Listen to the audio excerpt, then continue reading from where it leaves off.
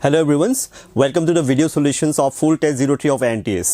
तो आज हम डिस्कस करने वाले हैं जो फुल टेस्ट 03 के लिए जो physical and inorganic chemistry part था वो मैं डिस्कस करने वाला हूँ। Okay, so let us start from the question number 51। Okay, तो इन द क्वेश्चन नंबर 51 क्या पूछा गया, विच of the following order is correct, कौन सही है इसमें से, है ना। तो पहला ऑप्शन में आपको बताया कि मेटल क्रेडिए का जो आपका रिलेशन है स्कैंडियम से मैंगनीज और कॉपर से ये होना चाहिए, ये एग्जैक्टली करेक्ट है ना, ये करेक्ट है। और बी ऑप्शन में बताया कि मेल्टिंग पॉइंट का ऑर्डर ये होना चाहिए, ये भी करेक्ट है। और आइंस्टाइन एनर्जी का जो ऑर्डर देख के रखा ये भी करेक्ट है। मैं आपको इसको एक्सप्लेन करता हूं, ठीक है। तो 51 का आंसर सबसे पहले तो देखिए इसका ऑप्शन डी होगा, that is all are correct. The reason is जो आपका रेडियस का रिलेशन होता है फॉर 3D सीरीज, अगर मैं इसका एटॉमिक रेडियस के बारे में बात करूं विद एटॉमिक नंबर, तो कुछ ऐसा होता है, रेडियस पहले डिक्रीज होता है, फिर ऑलमोस्ट कांस्टेंट रहता है, फिर लास्ट में थोड़ा सा इंक्रीज होता है। मतलब स्कैंडियम से लेके क्रोमियम तक, ठीक है, पहले डिक्रीज होगा, फिर क्रोमियम, मैंगनीज, आयरन, कोबाल्ट, निकल तक, ठीक है,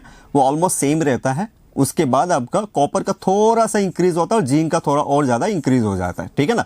तो आपका जो कॉपर का जो रेडियस है that will be similar to that of manganese, manganese के साथ सिमिलर ही है, ज़्यादा चेंजेस नहीं है। और स्कैंडियम का जो रेडियस है वो सबसे बड़ा होगा, राइट। तो according to that metal radius जो गिवन है वो करेक्ट है। फिर आपका जो मेल्टिंग पॉइंट का जो रेडिया है with atomic number, melting point, ठीक है, फ्रॉम एनसीईआरटी कुछ ऐसा है, पहला ऐसे इंक्रीज होता है, फिर आपका ऐसे डिक्रीज हो जाता है, डिक्रीज होने के फिर इससे इंक्रीज होकर फिर इससे आते हैं। मतलब आपको स्कैंडियम से, scandium, titanium, vanadium, chromium, chromium का सबसे ज़्यादा होता है, हाँ। उसके बाद यहाँ पे एक डीप ग्रेड हो जाता है, मैंगनीज का सबसे कम हो जाता है, फिर आयरन, कोबल, निकल, है ना, ऐसा होता है, आयरन, कोबल, निकल। तो अगर स्ट्रेन को देखोगे तो यहाँ पे आपको पता चलेगा कि जो क्रोमियम है उसका मैंगनीज से क्या है ज़्यादा, है ना, मेल्टिंग पॉइंट। फिर आपका मैंगनीज का आयरन से क्या है कम, तो ये भी ऑर्डर करेक्ट है 100%, राइट। तो मैंगनीज का कम क्यों होता है, ये थोड़ा एक्सेप्शनल है क्योंकि मैंगनीज के पास ओके स्टेबल 3d5 कॉन्फ़िगरेशन है और साथ में 4s2 भी है, ये भी फुल फिल है, ये भी हाफ फिल है। तो stable half fill and full fill 3d and 4s electronic configuration, ये बहुत ज़्यादा स्टेबल होने के कारण इसका मेल्टिंग पॉइंट बहुत कम हो जाता है, ठीक है। फिर आइंस्टाइन एनर्जी का देखो, आइंस्टाइन एनर्जी भी ऐसा ही है कि स्कैंडियम के पास एटॉमिक सेल में क्या है 3d1 4s2, तो यहाँ से इलेक्ट्रॉन निकालना ईजी है, इसका साइज भी बड़ा है, ठीक है। और उसके बाद मैंगनीज का जो आइंस्टाइन एनर्जी है उसका जो इलेक्ट्रॉनिक कॉन्फ़िगरेशन है वो एक्चुअली 3d5 4s2 है, तो इसका तो फुल फिल है, ये भी हाफ फिल है, तो बहुत ज़्यादा स्टेबल होने के कारण यहाँ से इलेक्ट्रॉन निकालना थोड़ा मुश्किल हो जाएगा और साइज भी छोटा है इसका, ओके। तो due to small size of manganese compare to scandium, इसका आइंस्टाइन एनर्जी थोड़ा सा ज़्यादा हो जाएगा, है ना। और जिंक में क्या है, जो जिंक का साइज मैंगनीज से थोड़ा स्लाइटली बड़ा तो है, लेकिन इसके पास full fill 3d10 and 4s2 electronic configuration है, जिससे इलेक्ट्रॉन निकालने के लिए सबसे ज़्यादा एनर्जी चाहिए होगा, हैव यू अंडरस्टूड। तो इसलिए जिंक का जो आइंस्टाइन एनर्जी है will be the highest compare to manganese and scandium. तो तीनों ए बी सी करेक्ट है, D will be your correct answer, okay. Now let us come to the next question, that is question number 52। अब 52 में क्या पूछा गया, देखिए इसमें बोला है एक रिएक्शन है S2 plus I2, S2 plus I2 ये दोनों कंबाइन करके 2 मोल ऑफ HI हो रहा है, ठीक है। और इस रिएक्शन का Kc का वैल्यू भी देख के रखा है, that is equal to 1, okay. और पूछा गया कि which of the following diagram represent the snapshot of a very small portion of this system at equilibrium, equilibrium में कौन सा डायग्राम परफेक्टली इसको रिप्रेजेंट करेगा, ये पूछ रहा है आपको, राइट, ओके। याद रखना ये जो डबल जो रिप्रेजेंटेशन है इसको S2 ये I2 और HI होता है ना, तो अच्छी तरह से डायग्राम को आपको देखना है। तो हम स्टार्ट करते हैं। इनिशियली मान लो कि इसका जो नंबर ऑफ मोल था 1 है, इसका 1 है और ये 0 है। एट इक्विलिब्रियम ये हो जाएगा 1 minus x. Let us consider कि x मोल ऑफ H2 और x mole of I2 dissociate हो रहा है और कन्वर्ट हो रहा है HI में, तो HI बन जाएगा 2x, क्योंकि यहाँ पे 2 मोल है, राइट। अब इस रिएक्शन के लिए अगर मैं कैसे निकालूँ, उसके लिए मुझे कंसंट्रेशन निकालना पड़ेगा। तो 1 minus x by V, 1 minus x by V will be the concentration and 2x by B will be the concentration of HI, right. तो अब यहाँ पे अगर कैसे का एक्सप्रेशन में लिखूँ, है ना, कैसे का एक्सप्रेशन हो जाएगा HI का कंसंट्रेशन स्क्वायर और S2 का कंसंट्रेशन और I2 का कंसंट्रेशन, राइट। तो यहाँ पे अगर आप सब्सटीट्यूट करोगे 2x by V whole square divided by, है ना, 1 minus x by V whole square, तो वी स्क्वायर कैंसिल होने के बाद 4x square divided by 1 minus x whole square हो जाएगा and this KC value is 1, है कि नहीं। तो इसको हम अगर स्क्वायर रूट करते हैं तो 2x divided by 1 minus x will be equal to 1, तो यहाँ पे 2x will be equal to 1 minus x, that is x equal to बन जाएगा 1 बाय 3। तो अगर x इक्वल टू 1/3 है तो यहाँ पे 1/3 पुट करने के बाद है ना, तो 2/3 आ जाएगा, है कि नहीं। तो 2/3 एट इक्विलिब्रियम जो है H2 का जो कंसेंट्रेशन आएगा that will be equal to 1 minus x का वैल्यू 1/3 है, दैट इज 2/3, ठीक है। और Cl2 का कितना बन जाएगा, that will also 1 minus x, है ना, that is number of mole 2/3 है, तो ये भी नंबर ऑफ मोल 2/3 हो जाएगा। डिवाइड बाय वॉल्यूम को मैं 1 लीटर कंसीडर कर लेता हूँ, है ना, वॉल्यूम सेम है सबका, तो मैं 1 लीटर कंसीडर कर लिया। And concentration of HI will be equal to 2x/V, that is 2x। अब x का वैल्यू कितना है, तो x का वैल्यू है आपका 1/3, तो 2/3 हो जाएगा। 2/3 divided by v let consider to be 1 litre. तो तीनों का सेम आ रहा है, कंसेंट्रेशन तीनों का सेम आ रहा है, मतलब at equilibrium the number of molecule of H2, number of molecule of I2 and number of molecule of HI will remain same, है ना, सेम ही होगा। तो अगर हम डायग्राम को अच्छी तरह से देखेंगे सारे ऑप्शन में, तो यहाँ पे पता चल रहा है कि ये जो है ये एक्चुअली आपका HI है, तो इसमें बस HI ही दिखा रहा है, एट इक्विलिब्रियम में सारा HI में कन्वर्ट हो गया, ये बता रहा है ये वाला ऑप्शन। ये तो सही नहीं हो सकता, बिकॉज H2 और I2 भी तो है एट इक्विलिब्रियम ना, खत्म नहीं हो गया रिएक्शन में। अब देखो इसमें, देखो इसमें क्या आपका H2 है ना, और इसमें क्या है I2 है, और HI भी, HI नहीं है इसमें, सिर्फ H2 और I2 है, HI तो बनाया ही नहीं है, ऐसा दिखा रहा है, तो ये गलत है ये भी, है ना। इसमें देखो 2 HI है ना, 2 H2 है और 2 I2 है, राइट, तो ये करेक्ट ऑप्शन होगा। और इसमें क्या हो रहा है कि इसमें आपका एक है और ये 2 और 1, ये मतलब इक्वल नंबर पे नहीं है, it should be equal, right, क्योंकि इक्वल आ रहा था हमारा कंसेंट्रेशन, तो नंबर ऑफ मोल भी सेम आना चाहिए, right. Your correct answer is option C. तो C is your answer for question number 52, okay. Now let us come to the next question, that is question number 53, है ना। 53 के बारे में discuss करते हैं। 53 में क्या बोला गया, 2 सेपरेट बल्ब्स है, दोनों बल्ब्स में 2 अलग अलग गैसेस है, एक गैस A है और एक में गैस B है ना। The density of gas A is 4 times that of B, that is density of A is 4 times of density of B, ऐसा बोला गया। And the molecular mass of A, molecular mass of A is half of molecular mass of B, right. तो यहाँ पे और साथ में क्या बोला, the 2 gases are at the same temperature, तो मतलब temperature of A will be equal to temperature of B, right. And what they works, what is the ratio of the pressure of A to that of B, मतलब PA/PB का value निकालना है, right. तो कोई भी ideal gas के लिए density, pressure, molecular mass और टेम्परेचर के बीच में रिलेशन क्या होता है, डेंसिटी इक्वल टू PM/RT, है ना। तो अगर मैं density of gas A divided by density of gas B निकालूं, तो इसमें मुझे मिलेगा PAMA डिवाइडेड बाय PBMB। तो यहाँ से आपको निकालना है PA divided by PB which is equal to DA divided by DB into MB divided by MA, है ना। तो DA बाय DB हो जाएगा 4 और MB by MA will be equal to 2, तो दैट इज इक्वल टू 8/1, है ना। तो PA by PB will be equal to 8/1, that is 8:1 या 8 बोलने से होगा। तो ratio pressure of A to that of B is 8, okay. Your correct answer is option B। Now let us come to the next question. 54 में आपका assertion and reason based question है। इसमें आपको पूछा गया कि assertion में क्या बोला है कि on cooling the brown color of NO2 disappears. NO2 का जो brown color है ना वो disappear हो जाता है जब उसको cool करते हैं। अब इसका reason में बताया गया कि on cooling NO2 जो है वो क्या करते हैं, dimer form करते हैं resulting in the pairing of the odd electron in NO2, right? तो we must know कि in NO2 जो NO2 वाला मॉलिक्यूल है उसमें एक ऑड इलेक्ट्रॉन होता है, ठीक है, एक अनपेयर्ड इलेक्ट्रॉन होता है, ठीक है, इस तरह से एक अनपेयर्ड इलेक्ट्रॉन रह जाता है। तो इस अनपेयर्ड इलेक्ट्रॉन के कारण इसका कलर जो है वो ब्राउन होता है, इस गैस का कलर जो है ये ब्राउन गैस है एक्चुअली, है ना, ये ब्राउन कलर दिखाता है इस अनपेयर्ड इलेक्ट्रॉन के कारण। अब जब इसको हम कूल करेंगे तो कूल करने से they will come close to each other, NO2 molecule will come to close to each other, और जब क्लोज आएगा, पास आएंगे, ठीक है, they will get paired with another NO2 molecule, ठीक है। मान लेते कि ये एक NO2 मॉलिक्यूल है और ये दूसरा और एक NO2 मॉलिक्यूल है। तो जब ये पास आएंगे दे will get paired and will form nitrogen nitrogen bond, और ये नाइट्रोजन नाइट्रोजन बॉन्ड बनने के कारण, राइट, इस नाइट्रोजन नाइट्रोजन बॉन्ड बनने के कारण जो अनपेयर्ड इलेक्ट्रॉन है वो पेयर्ड हो जाता है, और इस कारण से आपका कलर जो है वो डिसकलर या जो कलर ब्राउन कलर था वो गायब हो जाएगा। Have you understood? तो अब रिजल्ट हो जाता है क्या कि पेयरिंग जो है, पेयरिंग की वजह से ब्राउन कलर जो है वो डिसअपियर हो जाता है, ओके। तो योर आंसर विल बी कि यहाँ पे असर्शन रीजन दोनों करेक्ट है, और जो reason is the correct explanation of the assertion, that is A. तो A will be your answer. Now let us come to the question number 55। 55 के आपका assertion and reason based question है। Assertion में बोला गया है कि in the actinides the number of electron participating in a reaction are lesser than the lanthanides, ठीक है। actinides का मतलब है 5f series, actinide means 5f series और lanthanides means 4f series, ठीक है। तो बोला है कि in the actinides the number of electron participating reaction are lesser in the lanthanides. ये गलत है क्योंकि 5f सीरीज में जो 5f ऑर्बिटल है they are more diffuse, they are more diffuse in nature.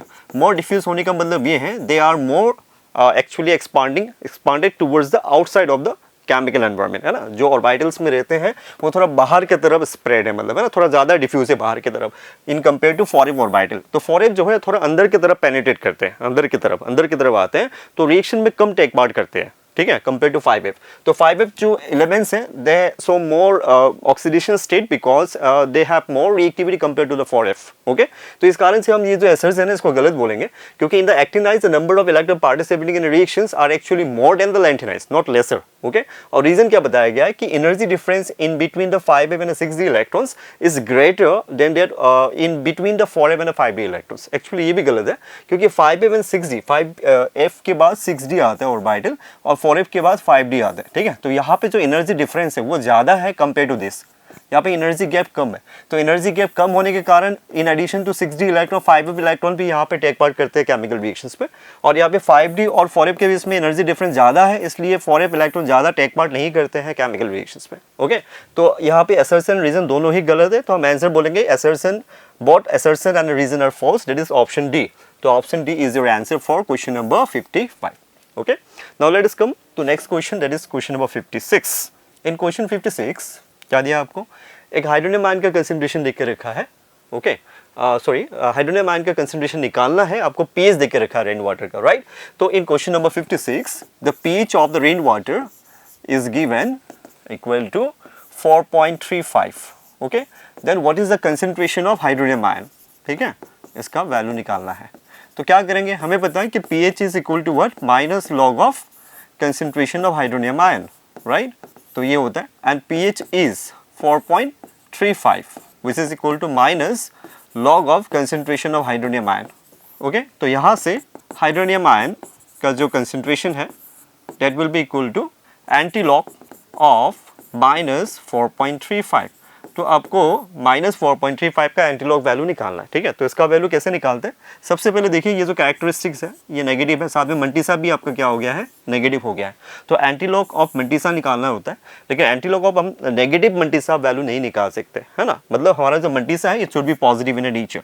तो सबसे पहले हम उसको पॉजिटिव बनाएंगे, मतलब एंटीलॉग ये जो -4 प्लस -0.35 है ना, इसको हम प्लस बनाएंगे।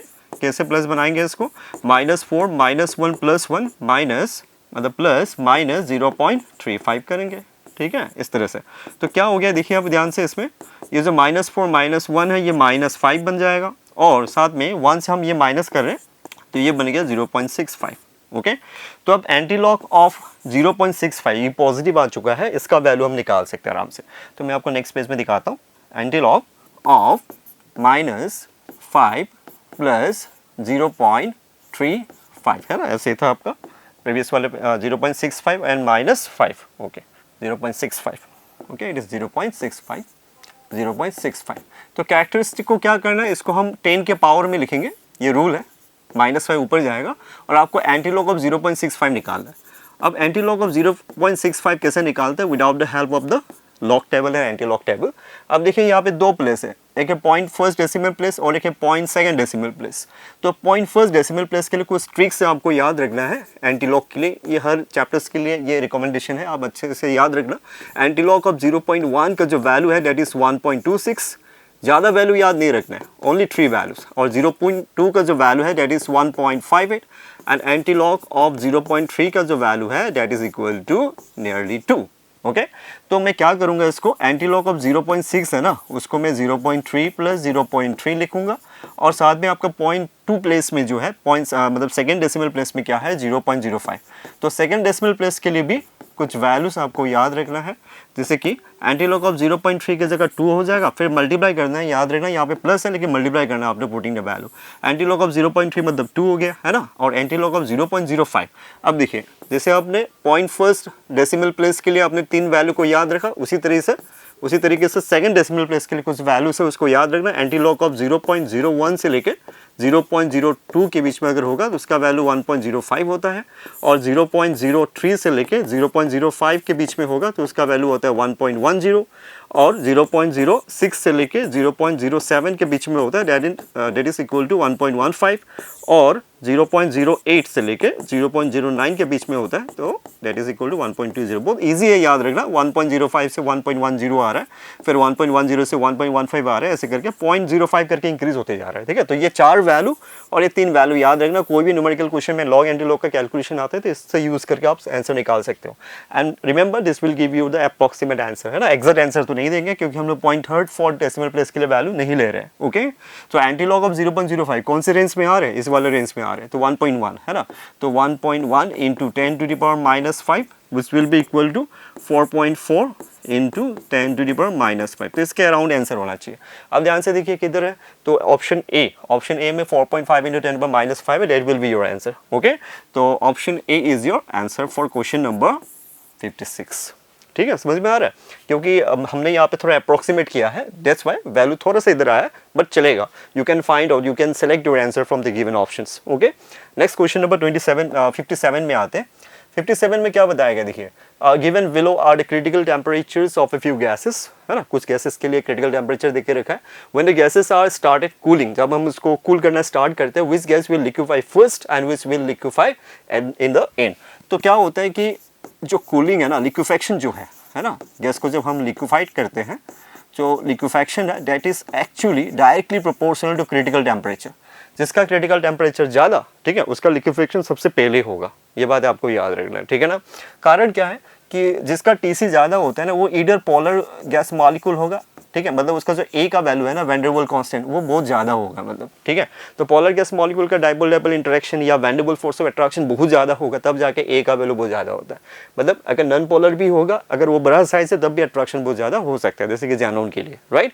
तो हमें यहाँ पे देखना है, गिवन गैसेस में से देखना है कि नाइट्रोजन, कार्बन डाइऑक्साइड, अमोनिया और ऑक्सीजन देके रखा है, और सबका टीसी का वैल्यू देके रखा है। सबसे ज़्यादा तो इसमें अमोनिया का है, ये पोलर भी है, और मतलब आपको टीसी ही देखना है, पोलर नॉन पोलर नहीं देखना है, मैं साथ में इन्फॉर्मेशन दे रहा हूँ आपको, राइट। तो 405 टीसी जो है सबसे ज़्यादा आ रहा है इसमें, तो अमोनिया विल लिक्विफाई फर्स्ट, और आपको पूछा है कौन लास्ट में करेगा इन द एंड, तो सबसे कम किसका आ रहा है आपका, नाइट्रोजन का, तो nitrogen will liquefy at the end, right. तो आंसर हो जाएगा ammonia will liquefy first and nitrogen will at last. Option C for question number 57 is the correct answer. ठीक है, अब 58 में क्या बोला, what is the van fact, van't Hoff equation, van't Hoff equations solves the effect of temperature on equilibrium constant Kc and Kp, the Kp varies with temperature. अच्छा, आपको just when Hoff equation बताना है, correct कौन सा है इसमें से, है ना। तो वैन ऑफ इक्वेशन निकालते कैसे हैं, वैन ऑफ इक्वेशन हम थर्मोडायनेमिक्स से निकालते हैं। ठीक है ना, थर्मोडायनेमिक का एक इक्वेशन है, that is delta G naught is equal to delta H naught minus T delta S naught. ठीक है, स्टैंडर्ड में निकालते हैं। अब डेल्टा जी नॉट की जगह पे क्या लिख सकते हैं, माइनस 2.303 RT log ऑफ के, है ना, एट इक्विलिब्रियम मतलब, और डेल्टा एच नॉट को हम ऐसे रखते हैं और इसको भी हम ऐसे रखेंगे, है ना। अब इसको ध्यान से देखना, मैं log ऑफ के को रख रहा हूँ इस साइड में, ठीक है, और बाकी सब इस तरफ लेके जा रहा हूँ। ओके, तो log K will be equal to what, delta H naught minus divided by 2.303 RT, ठीक है, माइनस ये प्लस हो जाएगा T delta S naught divided by 2.303 RT, ये टी और ये टी कैंसिल हो जाएगा, तो ये कांस्टेंट बन जाएगा, मतलब, है ना।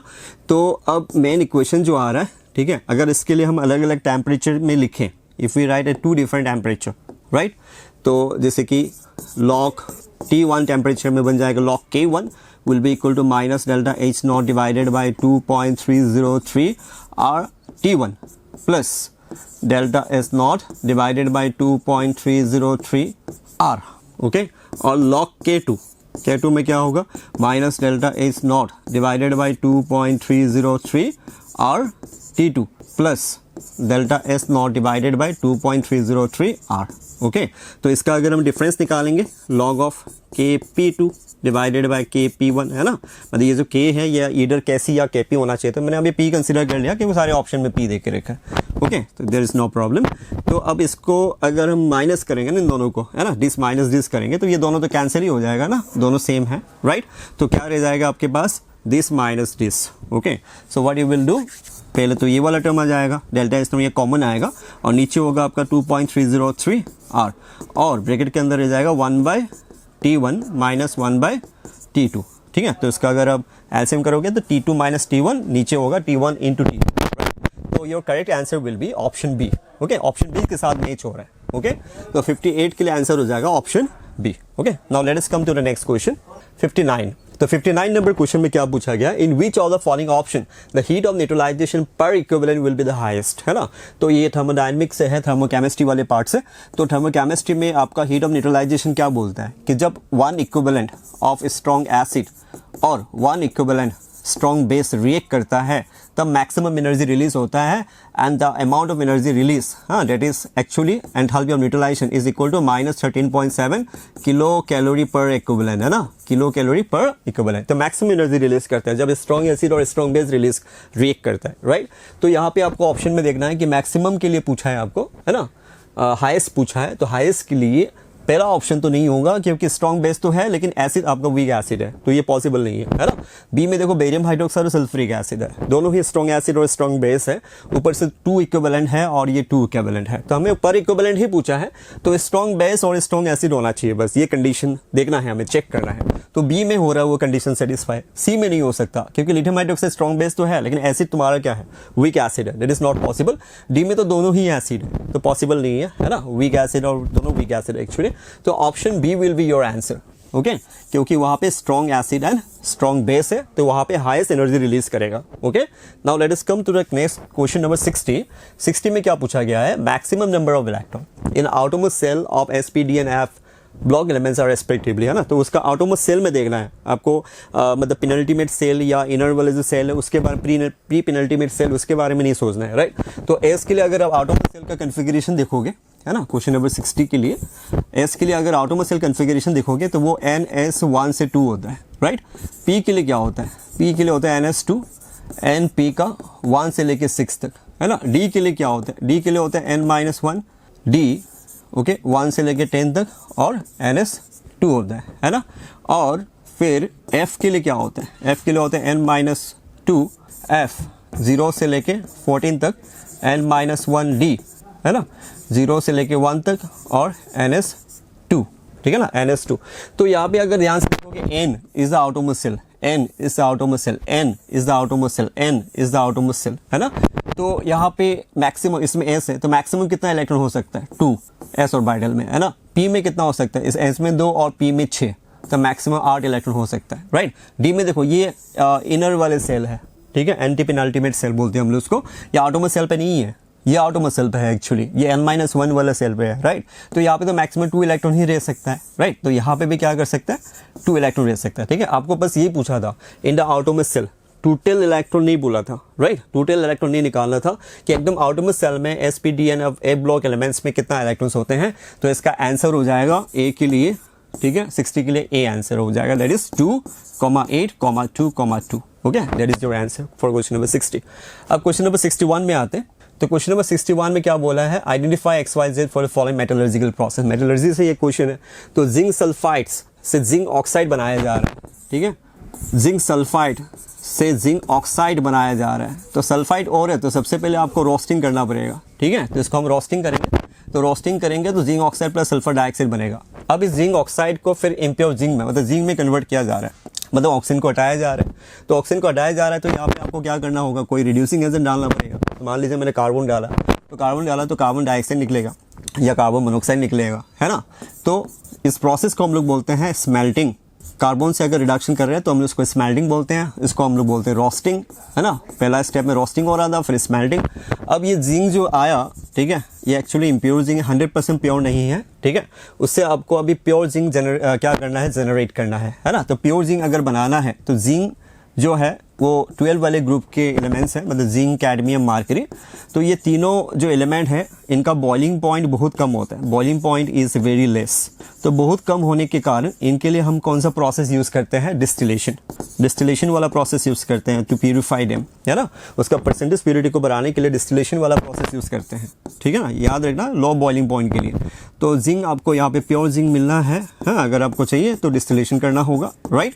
तो distillation is the correct process. Okay, तो इसका आंसर हो जा रहा है roasting, smelting and distillation, that is option A. 61 के लिए option A is the correct answer. Okay, now let us come to question 62। तो क्वेश्चन 62 में क्या पूछा, which of the following is correct. Okay, तो ए में क्या है कि HCO3 minus source amphoteric period, हाँ ये सही है, इज करेक्ट। क्यों, HCO3 माइनस क्या कर सकता है, H प्लस को गेन भी कर सकता है, H2CO3 बन सकता है ना। फिर HCO3 माइनस जो है, ठीक है, वो H प्लस को रिलीज भी कर सकता है, हैव यू अंडरस्टूड। तो ये H प्लस गेन भी कर सकता है, रिलीज भी कर सकता है, एसिड की तरह भी बिहेव कर सकता है, बेस की तरह भी बिहेव कर सकता है, तो एम्फोटेरिक नेचर का हुआ। अब बी में क्या बोला है कि बी में बोला है कि white phosphorus has 6 pp bond, हाँ सही है, P4 is the molecular formula of white phosphorus, और इसका स्ट्रक्चर कुछ ऐसा है, राइट, ये स्ट्रक्चर है, डायरेक्ट बॉन्ड और एक PP ये वाला बॉन्ड। तो कितना बॉन्ड हुआ टोटल, 1 2 3 4 5 6, तो 6 है, ये भी सही है। Thermodynamic stability of diamond is less than thermodynamic stability of graphite, yes, graphite is the most stable form, है ना। या फिर आप बोल सकते हो कि थर्मोडायनेमिकली एक्चुअली ग्रेफाइट से ही डायमंड को बनाया जाता है, डायमंड से ग्रेफाइट नहीं बनता है। ओके, तो थर्मोडायनेमिकली ग्रेफाइट सबसे ज़्यादा स्टेबल होता है, वो भी ऑप्शन सही है, option D is the answer. Okay, तो डी मतलब all of them are correct. अच्छा, आपको कैसा पता चलेगा कि सर ग्रेफाइट का थर्मोडायनेमिक स्टेबिलिटी ज़्यादा होता है फिर डायमंड से, वो एक्चुअली कंबाशन करके पता लगाया गया है ना। तो कार्बन डायमंड लेंगे, उसका अगर कंबाशन करेंगे तो ये ज़्यादा हीट रिलीज हो रहा था, यहाँ पे ज़्यादा हीट रिलीज हो रहा था कंपेयर टू ग्रेफाइट, ठीक है। तो ग्रेफाइट को जब कंबाशन करते हैं ना, ठीक है, यहाँ पे भी carbon dioxide plus heat release होता है, लेकिन यहाँ पे हीट थोड़ा कम रिलीज होता है। तो हीट कम रिलीज होने का मतलब ये है कि ये ज़्यादा स्टेबल है, इसलिए, है ना। मतलब ग्राफ कुछ ऐसा है, मान लीजिए ग्रेफाइट है ये और ये डायमंड है, दोनों का कंबाशन किया गया है, तो कंबाशन करने के बाद कुछ ऐसा ग्राफ बना, ये कार्बन डाइऑक्साइड है ना, तो एक्सोथर्मिक है, तो ये प्रोडक्ट थोड़ा नीचे होना चाहिए, रिएक्टेंट दोनों क्या होना चाहिए, थोड़ा ऊपर होना चाहिए। तो यहाँ पे अगर डिफरेंसेस देखेंगे तो वो छोटा है, यहाँ पे डिफरेंस देखें तो बहुत ज़्यादा है, तो कौन ज़्यादा हीट रिलीज करना चाहिए, है ना, ये ज़्यादा हीट रिलीज करेगा, मतलब डायमंड ज़्यादा हीट रिलीज करेगा। अब ग्रेफाइट प्रैक्टिकली कम हीट रिलीज कर रहा था, मतलब ग्रेफाइट का स्टेबिलिटी क्या है, ये एंथैल्पी है, मतलब इस तरफ है ना, हम एंथैल्पी ले रहे हैं यहाँ पे, और ये प्रोग्रेस ऑफ रिएक्शन है, ठीक है। तो ग्रेफाइट का थर्मोडायनेमिक स्टेबिलिटी ज़्यादा है। ओके, तो let us come to next question. Okay, 62 के बाद अब 63 के बारे में बात करते हैं। हाँ, 63 question is very interesting from electrochemistry है। तो इसमें पूछा गया है कि how much time is required for complete decomposition of 4 moles of water using 4 ampere current. तो वाटर को जब भी हम डिकम्पोज करते हैं हमें क्या मिलता है, हाइड्रोजन प्लस ऑक्सीजन मिलता है ना। इसको अगर बैलेंस करेंगे तो 2 मोल लेना पड़ेगा, ठीक है। तो हाइड्रोजन प्लस 1 से 0 में कन्वर्ट हो रहा है और ऑक्सीजन माइनस 2 से 0 में कन्वर्ट हो रहा है, राइट। तो यहाँ पे कितना इलेक्ट्रॉन का लेन देन हो रहा है एक्चुअली, बोलो, यहाँ से लेके यहाँ पे रिडक्शन है ना, तो कितना इलेक्ट्रॉन का लेन देन हो रहा है, 4 इलेक्ट्रॉन। यहाँ पे भी कितना इलेक्ट्रॉन का मतलब रिलीज हो रहा है, ये ऑक्सीडेशन है, तो यहाँ पे भी 4 इलेक्ट्रॉन। मतलब एन फैक्टर क्या हो जाएगा for 2 mole, for 2 mole water is equal to 4, है ना। लेकिन हमें कितना वाटर मॉलिक्यूल लेना है, 4 मोल। तो 4 मोल के लिए नंबर ऑफ इलेक्ट्रॉन का तो लेन देन हो रहा है, मतलब एन फैक्टर जो है दैट इज इक्वल टू 8, है ना। अब देखो क्या करने के लिए बोला है, ओके, करंट देख के रखा है I इक्वल टू 4 एम्पेयर। अब 4 एम्पेयर करंट पास कर रहे हैं, तो उसके लिए टाइम कितना लगेगा, how much time is required, तो टी निकालने के लिए बोला है, ठीक है। तो एक सिंपल सा क्वेश्चन रिलेशन है, that is Q equal to IT, ये वाला फॉर्मूला यूज करते हैं। Q क्या है, total charge, that is NE equal to IT, ठीक है ना। अब N क्या है, N is the N factor, that is 8 for 4 mole of water. E क्या होगा, 96500, 96500 क्यों, क्योंकि फॉर 1 मोल है ना इलेक्ट्रॉन, एक ही इलेक्ट्रॉन यहाँ पे, तो फॉर 1 मोल के लिए 96500 कूलम लिखते हैं हम लोग, ठीक है। और I क्या है, दैट इज 4 इंटू T। तो अगर हम देखेंगे ध्यान से तो T ये कैंसिल हो जाएगा, 2, सो 2 इंटू 96500 सेकेंड, है ना, विच इज इक्वल टू, इसको मल्टीप्लाई करेंगे तो कितना मिलेगा, 1.93 इंटू 10 टू पावर 5 सेकेंड, ठीक है, into 10 to power 5 second. Okay, this is the time. तो option B is your correct answer for 63, ठीक है। तो एन फैक्टर वाला चक्कर था यहाँ पे, बहुत अच्छी तरीके से समझ में आ गया होगा, क्योंकि हमें यहाँ पे नंबर ऑफ इलेक्ट्रॉन रिलीज और गेन किसी एक को लेना है, दोनों को प्लस मत कर देना फिर, सर यहाँ पे तो 8 होना चाहिए, आपने 8 क्यों नहीं लिखा, यहाँ पे 16 हो जाएगा, ऐसा मत सोचना फिर, है ना। एक ऑक्सीडेशन हो रहा है, एक रिडक्शन हो रहा है, तो इधर हम ऑक्सीडेशन वाला लेंगे या रिडक्शन वाला लेंगे, दोनों सेम होना चाहिए, ये बात याद रखना। वो कब पॉसिबल है, जब बैलेंस्ड होगा। तो मैंने इसलिए पहले बैलेंस कर दिया, फिर मैंने एन फैक्टर निकाला, 2 मोल था इधर, तो 2 मोल के लिए 4, तो 4 मोल के लिए 8, इज इट ओके। चलो नेक्स्ट क्वेश्चन पे आते हैं, that is question number 64। 64 is very simple from mole concept. क्या पूछा गया इसमें बोला है कि एक डाइवेलेंट मेटल आयन है, उसका इक्विवेलेंट मास है, मतलब वैलेंसी इज 2, डाइवेलेंट बोला है ना, और इक्विवेलेंट मास कितना है, इक्विवेलेंट मास इज 37.2, ठीक है। तो एटॉमिक मास क्या हो जाएगा, atomic mass is equal to equivalent mass into valency, तो 37.2 into 2 is the atomic mass, है ना। अब निकालने के लिए क्या बोला, the molecular weights of its chloride. तो उस मेटल को हम m से रिप्रेजेंट करते हैं, इसका वैलेंसी 2 है, क्लोराइड का वैलेंसी 1 होता है, ठीक है, तो 1 और क्लोरीन के यहाँ पे 2, क्योंकि मेटल का वैलेंसी 2 है, क्लोरीन का वैलेंसी 1, तो इस तरह से क्रॉस करेंगे तो फॉर्मूला बन जाएगा MCl2। तो MCl2 का मॉलिक्यूलर वेट क्या है ये पूछा। तो m का एटॉमिक मास हो गया 37.2 इंटू 2 मतलब 0.4, 37, 14, 1, 3, 2, 3, 6, 74.4 प्लस 2 क्लोरीन है दैट इज 71, इनको प्लस करेंगे तो हमें 145.4 मिलेगा, है ना। That is the answer is option C 464। ठीक है, आगे बढ़े। Next question number 65। ठीक है, तो यहाँ पे ध्यान से देखिए क्या पूछा गया, आपको पूछा गया है कि in which of the following chemical reactions depicts the oxidizing behaviour of sulphuric acid. ठीक है ना, मतलब सल्फ्यूरिक एसिड ऑक्सीडाइजिंग कर रहा है, किसी को ऑक्सीडाइज कर रहा है ना। तो जैसे कि पहले रिएक्शन में देखिए ये HI है, सल्फ्यूरिक एसिड है, वो I2 में कन्वर्ट हो रहा है सल्फर डाइऑक्साइड वाटर। तो सल्फ्यूरिक एसिड यहाँ पे HI जो I है ना वो -1 ऑक्सीडेशन स्टेट है, तो -1 से ये 0 में कन्वर्ट हो रहा है, तो इसको कर रहे हैं ऑक्सीडाइज, खुद हो रहा है, देखो +6 से +4 में कन्वर्ट, खुद रिड्यूस हो रहा है, तो ये ऑक्सीडाइजिंग एजेंट की तरह काम कर रहा है इधर। ठीक है ना, लेकिन इसमें क्या हो रहा है, ये +2 था +2 है, हाइड्रोक्साइड का ऑक्सीजन -2, हाइड्रोजन का +1, अभी भी वैसे -2 +1 की तरह है। तो सल्फ्यूरिक एसिड यहाँ पे एसिड बेस रिएक्शन कर रहा है, ना कि ऑक्सीडाइजिंग एजेंट की तरह काम कर रहा है। यहाँ पे भी देखिए, यहाँ पे सल्फ्यूरिक एसिड Na का +1, Na का +1, Cl का -1, Cl अभी भी -1 पे है, तो Cl- को सल्फ्यूरिक एसिड ने ऑक्सीडाइज नहीं किया, तो यहाँ पे भी सल्फ्यूरिक एसिड ऑक्सीडाइजिंग एजेंट की तरह काम नहीं कर रहा है, राइट। अच्छा, तो डी में आते हैं, तो इसमें PCl5 प्लस सल्फ्यूरिक एसिड, तो यहाँ पे भी देखिए फॉस्फोरस का ऑक्सीडेशन स्टेट +5 है, यहाँ पे भी POCl3 में +5 है, राइट। और Cl- करके ही है, कहीं पे भी Cl 0 में कन्वर्ट नहीं हुआ है, हैव यू अंडरस्टूड। तो सल्फ्यूरिक एसिड जो है यहाँ पे किसी को ऑक्सीडाइज नहीं किया, तो नहीं किया है, तो your answer only answer is a, 65 के लिए आंसर हो जाएगा ओके, ऑप्शन ए। ओके, तो इसमें कुछ एक्सप्लेनेशन करना भी नहीं था, आपको केयरफुली ऑब्जर्व करना था। ओके, तो 66 डिस्कस करते हैं। तो in question number 66 the electrons identified by the quantum numbers 1, 2, 3, 4 देके रखा है, can be place in order of increasing energy from the lowest to the highest. ठीक है, तो लोएस्ट एनर्जी किसका है और हाईएस्ट एनर्जी किसका है, इस तरह से आपको अरेंज करना था। तो इसमें आपको बस n+l रूल अप्लाई करना है, क्योंकि n और l का वैल्यू देके रखा है ना। तो 1 में, ठीक है, n+l का वैल्यू क्या हो जाएगा, 4 + 1 = 5। ठीक है, सेकेंड में क्या हो जाएगा, n+l का वैल्यू 4 + 0 दैट इज 4। 3 में n+l का वैल्यू क्या हो जाएगा, 3 + 2 दैट इज 5।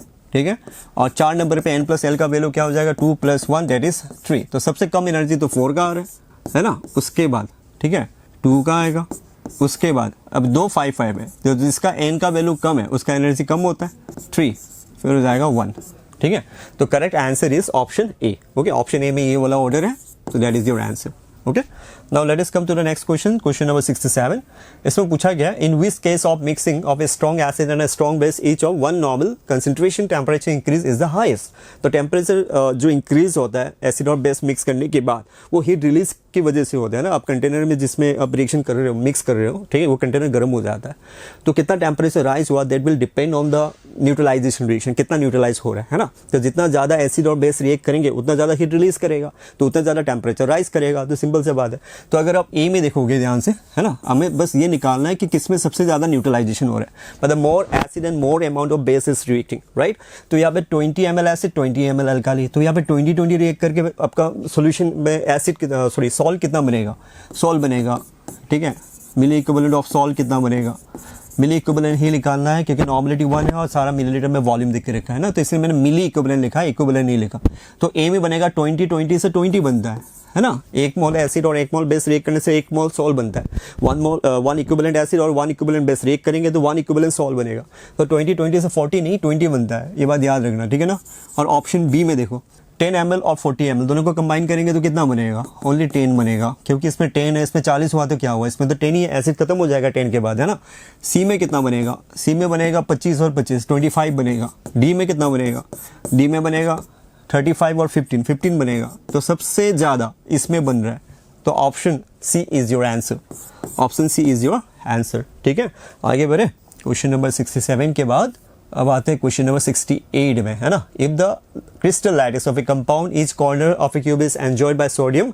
अच्छा चलो, ये सॉलिड स्टेट का क्वेश्चन है, आपका फॉर्मूला निकालने के लिए बोला है ना। है कि नहीं, देन गिव इज फॉर्मूला। तो if A crystal lattice of a compound is corner of a cube, अच्छा क्यूब है बोला है ना, तो कॉर्नर में क्या है, सोडियम है, ठीक है। तो Z ऑफ सोडियम निकालना है। कॉर्नर कितना होता है, 8 कॉर्नर होता है, कितना करके होता है, उनका कंट्रीब्यूशन 1/8 करके होता है, तो 1 हो गया। फिर सोडियम के बाद is edge of a cube, okay, has oxygen, अच्छा ऑक्सीजन, तो ऑक्सीजन किधर है, एजेस में, कितना एजेस होता है, 12 एजेस होता है, राइट, एज सेंटर। तो अब एज का कंट्रीब्यूशन कितना होता है, 1/4, ये बन जाएगा 3, ठीक है। उसके बाद टंगस्टन, टंगस्टन किधर है, बॉडी सेंटर में है, ऐसा बोला है ना, तो एक ही बॉडी सेंटर होता है, उधर ही है, उसका कंट्रीब्यूशन 1 होता है, दैट इज 1। तो your formula will be sodium is to tungsten is to oxygen निकालना है, तो सोडियम का 1, टंगस्टन का 1 है ना, और ऑक्सीजन का 3, तो your formula will be NaWO3, that is option B. तो ऑप्शन बी आंसर है, ठीक है, option B is your answer. Next question number 69 में क्या बोला, which solution will have the least vapour pressure. अच्छा, तो यहाँ पे आपको कोलिगेटिव प्रॉपर्टी यूज करना है ना, तो कोलिगेटिव प्रॉपर्टी का जो पहला है ना, relative lowering in vapour pressure, वो वाला फॉर्मूला यूज करना है, that is P0 minus P, है ना। P0 क्या होता है, vapour pressure of the pure solvent, P क्या होता है, P is the vapour pressure of the solution, divided by P0, है ना, is equal to I into mole fraction of solute. ये रिलेशन है कोलिगेटिव प्रॉपर्टी में वैन डर फैक्टर के साथ, ठीक है। तो I क्यों लिया मैंने, क्योंकि यहाँ पे जितना भी इलेक्ट्रोलाइज देखे रहेगा सब क्या हो रहा है, सब डिकम्पोज होगा, मतलब एक्चुअली डिसोसिएट होगा, मतलब पानी में डिसॉल्व होके टूट के नंबर ऑफ पार्टिकल चेंज हो जाएगा, तो हमें I तो यूज़ करना ही है, राइट। अब चारों ऑप्शन में मोलैरिटी सेम देके रखा है, कंसंट्रेशन सेम देके रखा है ना, तो ये तो इससे फर्क नहीं पड़ेगा, मोल फ्रैक्शन से ना, तो सेम ही होगा। तो अब इसमें I आपको देखना है, और पूछा क्या है कि लीस्ट वेपर प्रेशर किसका हो, कौन से सोल्यूशन का वेपर प्रेशर सबसे कम होगा, मतलब PS निकालना है, ठीक है। तो अब PS और I में रिलेशन क्या है, इन्वर्सली प्रोपोर्शनल है, मतलब PS जितना ज़्यादा होगा तो इनका डिफरेंस उतना कम होगा, तो I का वैल्यू भी उतना कम होगा। PS जितना कम होगा तो इसका वैल्यू उतना ज़्यादा होगा, तो I का वैल्यू उतना ज़्यादा होगा। तो मैं ऐसे बोल सकता हूँ ना कि PS is inversely proportional to I। अब I का वैल्यू इसका सबसे ज़्यादा होगा, उसका PS सबसे कम। आपको पूछा गया है कि लीस्ट वेपर प्रेशर किसका है, मतलब I का वैल्यू सबसे ज़्यादा किसका है ना, तो I का वैल्यू निकालना है। तो I का वैल्यू BaCl2 में क्या आता है, BaCl2 टूटेगा तो क्या बनेगा, BaCl2 टूटेगा तो बनेगा एक बेरियम, है ना, पानी में मतलब डिसोसिएट होने के बाद, और 2 Cl माइनस बनेगा, तो इसका I का वैल्यू हो गया 3। उसी तरह से B में I का वैल्यू क्या होगा, वो यूरिया है ना, तो यूरिया जो है वो तो एक कोवलेंट मॉलिक्यूल है ना, तो वो डिसोसिएट नहीं करता है, नॉन पोलर है, तो नॉन पोलर है तो इसके लिए I का वैल्यू 1 हो जाता है, राइट। और सोडियम सल्फेट के लिए Na2SO4 के लिए क्या हो जाएगा, इसमें 2 सोडियम आएगा, 1 सल्फेट आएगा, तो इसका I का वैल्यू हो जाता है 3, इसका भी 3। लेकिन 4 नंबर पे, D नंबर पे क्या है, D नंबर पे है सोडियम फॉस्फेट Na3PO4, ये टूटेगा तो 3 सोडियम बनेगा, 1 फॉस्फेट बनेगा, तो 4 आयन आ रहा है टोटल, है ना, तो सबसे ज़्यादा आ रहा है इसमें, तो your answer will be option D, ठीक है। कंसंट्रेशन से मैं फिर से बता रहा हूँ, कंसंट्रेशन के साथ कुछ नहीं करना था, मोल फ्रैक्शन है ना, ठीक है, सिर्फ I देखना था इसमें। चलो आगे बढ़ते हैं, क्वेश्चन नंबर 70 क्या पूछा गया, which one of the following statement is true for all the alkali metals, है ना, एल्काली मेटल मतलब ग्रुप 1 मेटल के बारे में बात करना है। They are nitrates decompose on heating to give NO2 and O2, they are nitrates मतलब ऑल, हाँ ध्यान देना इसमें, ऑल द एल्काली मेटल के लिए देखना है, ठीक है, तो कोई एक्सेप्शन है वो तो इनकरेक्ट हो जाएगा फिर, है ना। तो जैसे कि यहाँ पे बोला ना कि they are nitrates decompose on heating, they are मतलब सबका बोला है, सबका ऐसा नहीं होता है। जैसे लिथियम नाइट्रेट है ना, ठीक है, लिथियम नाइट्रेट का ऐसा नहीं होता है, वो NO2 और O2 नहीं बनता है, वो ऑक्साइड भी बनता है। तो LiNO3 इसको जब डिकम्पोज करेंगे, हीट करेंगे, तो यहाँ से लिथियम ऑक्साइड बनता है, NO2 बनता है, साथ में ऑक्सीजन गैस भी रिलीज होता है। Have you understood, the balance नहीं किया मैंने, लेकिन यहाँ पे ऑक्साइड भी बनता है। तो ये ए ऑप्शन सब मेटल के लिए नहीं हो सकता, क्योंकि लिथियम के लिए तो नहीं होता है। बी में क्या बोला, there carbon is decompose on heating to give carbon dioxide and metal oxide. अच्छा, तो ऑन हीटिंग डिकम्पोज करता है एक्सेप्ट लिथियम कार्बोनेट, ठीक है। लिथियम कार्बोनेट क्या है, लिथियम कार्बोनेट जो है ऑन हीटिंग नहीं, वो मतलब एक्चुअली बहुत ज़्यादा हीट नहीं करना पड़ता है, ठीक है, वो उसका स्टेबिलिटी, थर्मल स्टेबिलिटी बहुत कम है। तो थर्मल स्टेबिलिटी कम होने के कारण लिथियम कार्बन ऐसे डिसोसिएट हो जाता है, ठीक है, उसको हीट करने की कोई जरूरत नहीं है, थोड़ा स्लाइटली हीट करेंगे तो हो जाएगा, ठीक है। तो यहाँ पे बोला गया there carbon decompose on heating to give carbon dioxide metal oxide. लेकिन बाकी जो मेटल कार्बोनेट है ना, नीचे की तरफ सोडियम कार्बोनेट है ना, potassium carbonate, they are very stable, उसको बहुत हाई टेम्परेचर में ना, बहुत हाई हीटिंग करना होगा, ठीक है, तब जाके वो टूटेगा। तो ऑन हीटिंग से बोला है, तो ये सिर्फ लिथियम कार्बोनेट के लिए पॉसिबल है, बाकी के लिए पॉसिबल नहीं है, ओके। तो ये ऑप्शन बी भी करेक्ट नहीं होगा। सी में क्या बोला, they react with oxygen to give mainly the metal oxide, ऐसा नहीं है। अगर हम बात करें लिथियम और सोडियम के लिए, लिथियम ऑक्सीजन के साथ रिएक्शन करके लिथियम ऑक्साइड बनता है, नो डाउट, सोडियम भी बनता है, सोडियम ऑक्सीजन के साथ रिएक्ट कर सोडियम ऑक्साइड बनता है। ये कभी कभी सोडियम परऑक्साइड भी बनता है, Na2O2, है ना। लेकिन बाकी का पोटेशियम, रुबिडियम और सीजियम जो है ना, ये तीनों जो है ऑक्सीजन के साथ रिएक्ट करके सुपर ऑक्साइड बनता है। ओके, सुपर ऑक्साइड बनता है ऐसा, मतलब ये हो गया -1, ये हो गया +1, ऐसे करके। Have you understood? तो सुपर ऑक्साइड का मतलब ऑक्सीजन में जब भी चार्ज -½ करके होता है एक ऑक्सीजन एटम में, है ना। तो ये तीनों स्पेशली, बाकी का पोटेशियम, रुबिडियम, सीजियम जो है स्पेशली सुपर ऑक्साइड बनता है, वो ऑक्साइड नहीं बनता है, ठीक है ना। अगर बनेगा तो बहुत कम अमाउंट पे होगा, तो उसको हम कंसीडर नहीं करेंगे। मेनली बोला है ना, मतलब मेन प्रोडक्ट बोलना है आपको, ठीक है ना। डी में क्या बोल, they react with halogens to give the halides. हाँ सही है, कोई भी मेटल है ना, लिथियम हो, सोडियम हो, पोटेशियम, रुबिडियम, अगर हम हैलाइड के साथ रिएक्शन कराएंगे, मान लो कि हमने क्लोरीन के साथ रिएक्शन करा, तो सब इस तरह का ही हैलाइड बनेगा, ठीक है। तो मोस्टली सब कोवलेंट होता है, वो बात अलग है, ठीक है। कोई कोई आयनिक भी है, नीचे की तरफ जाएंगे तो आयनिक कैरेक्टर बढ़ता है, लेकिन उसके बारे में पूछा नहीं इधर, है ना। बस पूछा है कि अगर रिएक्ट करेगा तो सारा मेटल जो है वो मेटल हैलाइड बनता है। Yes, it is correct, 100% correct. तो option D is your answer for 70, ठीक है। नेक्स्ट 71 में आते हैं। 71 के लिए, which of the following has the highest molar conductivity in solution. तो कंडक्टिविटी जो है, molar conductivity is directly proportional to number of ion and directly proportional to charge. Charge जितना ज़्यादा होगा ना, चार्ज ज़्यादा डोमिनेटिंग फैक्टर है। तो अब इसमें देखेंगे तो इसमें -1 करके 4 आ रहा है और इसमें +4 है। इसमें क्या आ रहा है, इसमें आ रहा है आपका -3, है ना, -1 करके, और इसमें आ रहा है आपका +3, ठीक है। और इसमें -1 करके 2 आ रहा है और इसमें +2, तो सबसे ज़्यादा चार्ज तो इसी में ही है, ऑप्शन ए में ही है। तो 71 का जो आंसर है, 71 का आंसर ऑप्शन ए होगा, ये वाला ऑप्शन, है ना, PTNST6Cl4। ध्यान से देख लेना, हाँ। तो जिसमें Cl4 है वो तुम्हारा आंसर है, ऑप्शन ए। ओके, नेक्स्ट 71 था ये 71 के लिए आंसर ऑप्शन ए है। ओके, आगे बढ़ते हैं 71 के बाद। हाँ, 72 में आते हैं। 72 में क्या बोला गया, in aluminium thermite process aluminium is used as. तो एल्यूमिनियम थर्माइट प्रोसेस में एल्यूमिनियम प्लस क्रोमियम ऑक्साइड, है ना, ऐसे करके यूज़ करते हैं हम लोग रिएक्शन।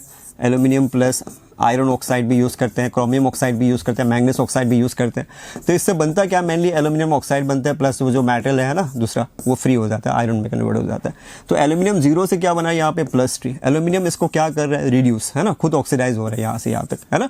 तो aluminium is acting as a reducing acid. Okay, therefore your answer is option A. Option A is the answer. अब 72 के बाद 73 में क्या पूछा गया, when MnO2 is fused with potassium hydroxide। अच्छा, ये D ब्लॉक से है, तो इसमें पूछा गया है जब हम MnO2 को पोटेशियम हाइड्रोक्साइड के साथ रिएक्शन करते हैं इन द प्रेजेंस ऑफ ऑक्सीजन, ठीक है, एक कलर्ड कंपाउंड इज फॉर्म। वो जो कंपाउंड है वो K2MnO4 है, इसका कलर पर्पल ग्रीन होता है, ठीक है। अब इसको फर्दर अगर हम एसिडिक सॉल्यूशन डाल देंगे, HCl या सल्फ्यूरिक एसिड डालेंगे, तो इससे बनता है KMnO4, ठीक है, जिसका कलर कंप्लीटली पर्पल हो जाता है, ठीक है। तो ये एसिड डालेंगे तब जाके ये बनेगा, ठीक है। तो इसमें आपको बताया नहीं वो चीज़, बस ये बोला है कि MnO2 is fused potassium hydroxide coloured compound is form. तो आपको बस ये बताना था, K2MnO4, है ना। इसके बाद एसिड के बारे में कुछ बोला नहीं है, तो आपको सेकंड स्टेप का आंसर नहीं बोलना था, प्रोडक्ट नहीं बोलना था, ठीक है ना। तो your answer is option A. तो option A is your answer.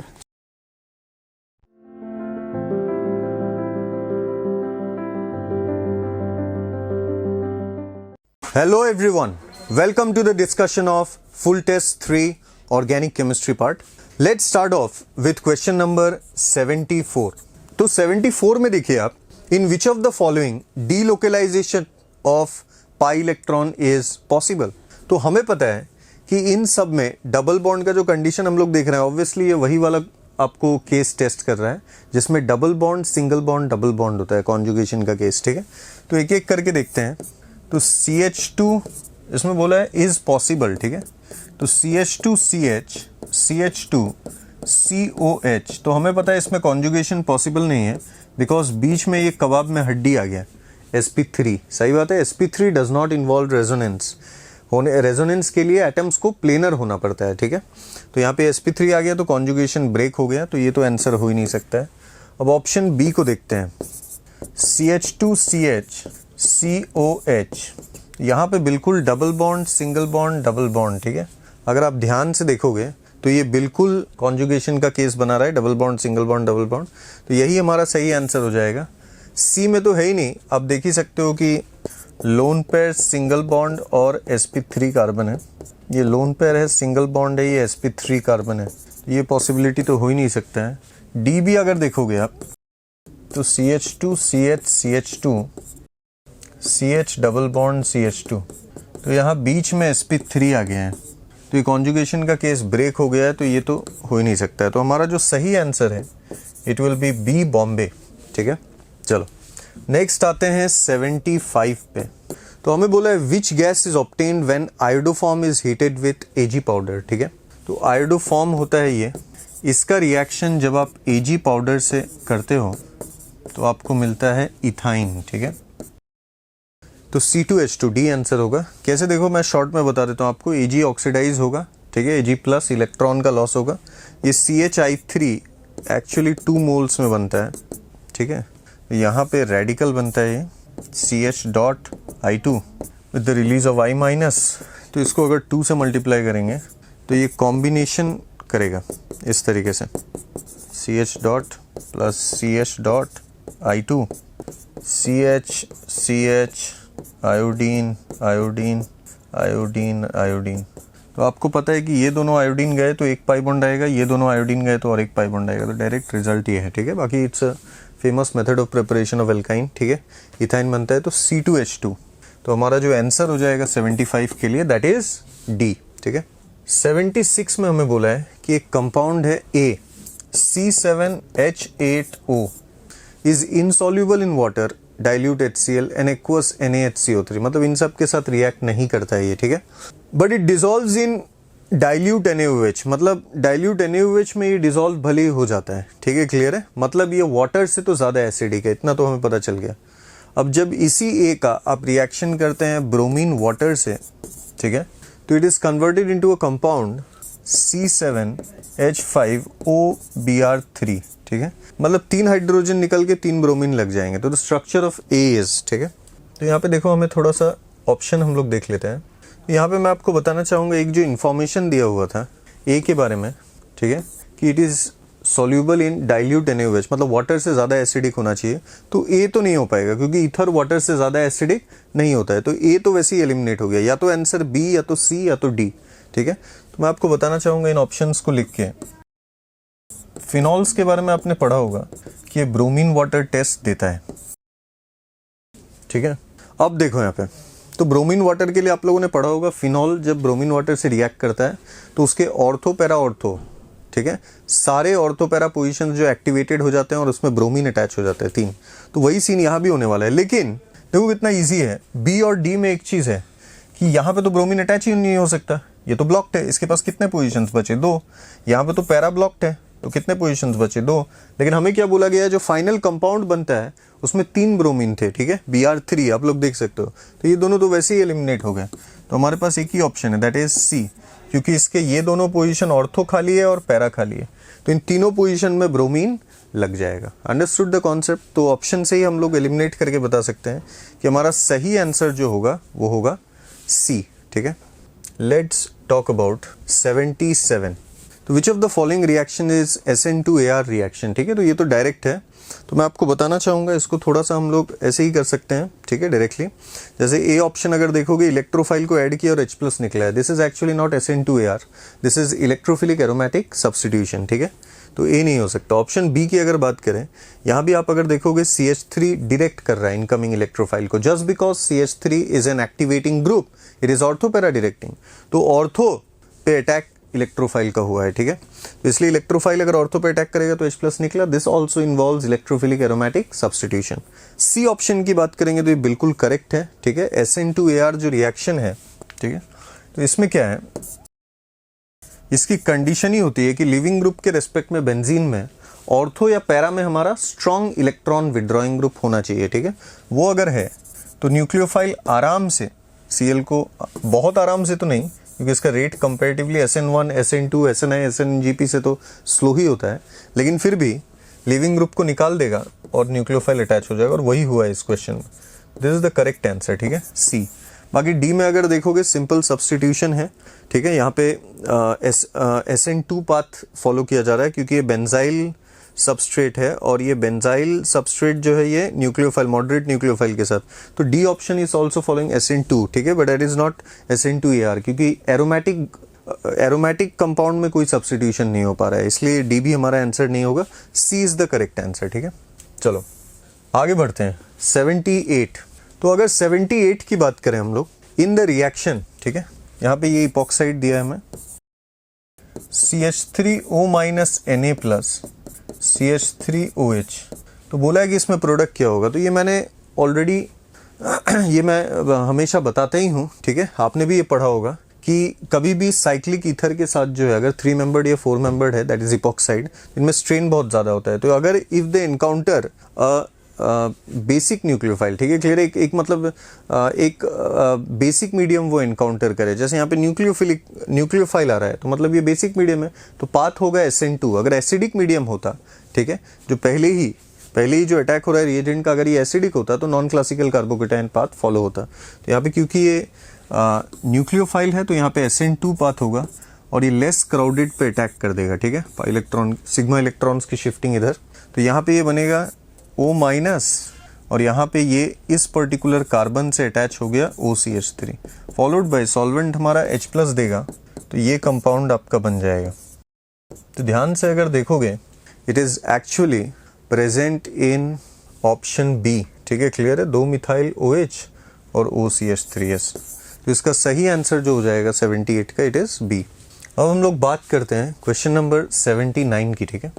तो 79 में अगर हम लोग देखें, ठीक है, हमें पूछा गया है कि यहाँ पे 2 मोल्स ऑफ ये कंपाउंड दिया है हमें, ठीक है, NaOH के साथ। तो obviously it's a very famous reaction, ठीक है, हीटिंग भी दिया हुआ है, ये 2 मोल्स दिया हुआ है। तो ये रिएक्शन आप लोगों ने पढ़ा ही होगा मेरे हिसाब से, एल्डोल कंडेंसेशन, ठीक है। और मैंने स्पॉट कैसे किया कि एल्डोल लगेगा ही, क्योंकि इसमें अगर ध्यान से देखोगे अल्फा H है, ठीक है, तो अगर अल्फा H है तो एल्डोल की पॉसिबिलिटी आएगी, ठीक है। तो अब देखो यहाँ पे, तो मैं इसको ट्रिक से ही बताता हूँ, ठीक है। 2 मोल को ऐसे लिख लो, एल्डोल का बेसिक फंडा आप लोगों को पता ही होगा, ठीक है। 1 मोल से न्यूक्लियोफाइल बना लो और दूसरे पे आके अटैच कर दो, जिस पे अटैच कर रहे हो उसका अल्कोहल बना दो, ठीक है। ये जुड़ा किससे, ये कार्बन जिस कार्बन से जुड़ा है ये वाला कार्बन है, इससे कौन कौन जुड़ा हुआ है, एक तो फिनाइल रिंग और एक एल्डिहाइड। और मुझे कैसे पता कि मैंने जो बनाया है वो सही है, क्योंकि एल्डिहाइड के रिस्पेक्ट में अल्फा बीटा हाइड्रोक्सी एल्डिहाइड बन चुका है, ठीक है। अब उन्होंने लेकिन यहाँ पे रुकने नहीं बोला, उन्होंने हीटिंग भी बोला है। तो हीटिंग में बस क्या हो जाएगा, हीटिंग में बस यहाँ पे डबल बॉन्ड आ जाएगा, ठीक है। तो मैं इसको यहाँ पे लिख देता हूँ, बेंजीन डबल बॉन्ड, ये आ गया बेंजीन, ठीक है, और यहाँ पे एल्डिहाइड, ठीक है। तो ये अटैचमेंट है, ये कार्बन है, क्लियर बात। तो यहाँ पे अगर तुम ध्यान से देखोगे ये जो हमारा ऑप्शन है A और C तो हो ही नहीं सकता क्योंकि उसमें OH प्रेजेंट है। B हमारा जो है, B हमारा इसलिए नहीं हो सकता क्योंकि आप देखो जो मैंने कंपाउंड बनाया वो ये नहीं है, ये कार्बन के बाद उन्होंने ये जो बेंजीन से अटैच कार्बन है उसी में डबल बॉन्ड अटैच कर दिया जो गलत है। तो ऑब्वियसली हमारे पास एक ही ऑप्शन बचता है डी को हम लोग वेरीफाई कर लेते हैं, बेंजीन कार्बन के साथ नेक्स्ट वाले कार्बन में डबल बॉन्ड, उसके साथ बेंजीन अटैच, एल्डिहाइड अटैच, ठीक है। तो D is the correct answer, सही है। चलो अब अगर हम लोग देखें क्वेश्चन नंबर 80, ठीक है, तो यहाँ पे आपके पास प्रोडक्ट बनाने बोला गया है। तो एक तो ये डाइजोनियम सॉल्ट हमें दिया हुआ है, एनिलीन हमें दिया हुआ है H+, ठीक है।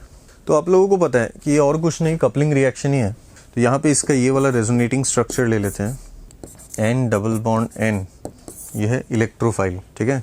और एनिलीन हमें पता है कि ऑर्थोपेरा डायरेक्टिंग है, सही बात है, ठीक है। तो यहाँ पे अगर हम लोग देखें, ठीक है, तो यहाँ पे देखो ये ऑर्थोपेरा डायरेक्टिंग है, तो इसके पैरा पे जाके ये इलेक्ट्रोफाइल जो है अटैच हो जाएगा, ठीक है। तो इसके पैरा में जाके अगर ये अटैच हो गया तो प्रोडक्ट कुछ ऐसा बनता है, benzene N double bond N, उसके बाद NH2। तो ये और कुछ नहीं, ठीक है, क्लियर है, एक येलो डाई ही है, ठीक है। तो हमारा ऑप्शन जो है ना A है ना B है ना C है, ठीक है, पक्का D होगा, देखो D है हमारा आंसर, ठीक है, D is the correct answer. 81 पे आते हैं।